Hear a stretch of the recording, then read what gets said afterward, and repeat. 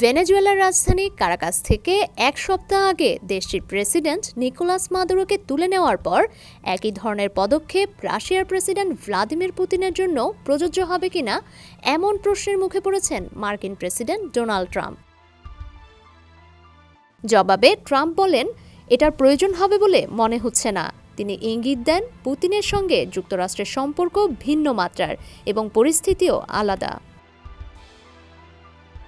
এর আগে ইউক্রেনের প্রেসিডেন্ট ভ্লাদিমির জেলেনস্কি মন্তব্য করেছিলেন, যুক্তরাষ্ট্র যদি ভেনেজুয়েলার মতো স্বৈরশাসকদের বিরুদ্ধে ব্যবস্থা নিতে পারে তবে রাশিয়ার ক্ষেত্রেও পরবর্তী পদক্ষেপ কী হতে পারে তা ওয়াশিংটন ভালোভাবেই জানে।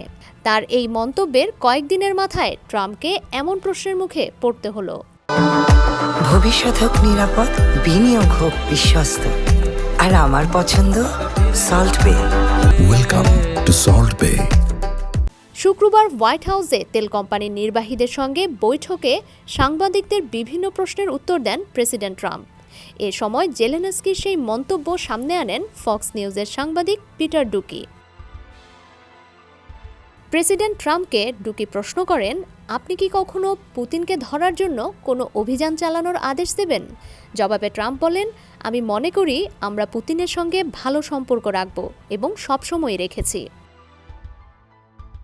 মার্কিন প্রেসিডেন্ট আরও বলেন, 1 বছরের বেশি সময় ধরে রাশিয়া ও ইউক্রেনের মধ্যে যুদ্ধবিরতির জন্য তার মধ্যস্থতার চেষ্টা সফল না হওয়ায় তিনি অত্যন্ত হতাশ।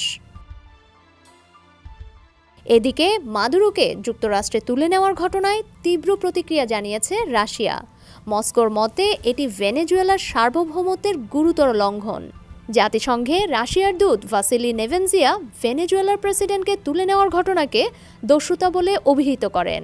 তার মতে এ ধরনের কার্যকলাপ বিশ্বকে বিশৃঙ্খলা ও অরাজকতার দিকে ঠেলে দিচ্ছে। বিশ্লেষকদের মতে মাদুরো ইস্যুকে কেন্দ্র করে আন্তর্জাতিক রাজনীতিতে নতুন উত্তেজনা তৈরি হয়েছে, যার প্রভাব রাশিয়া যুক্তরাষ্ট্র সম্পর্কেও পড়তে পারে।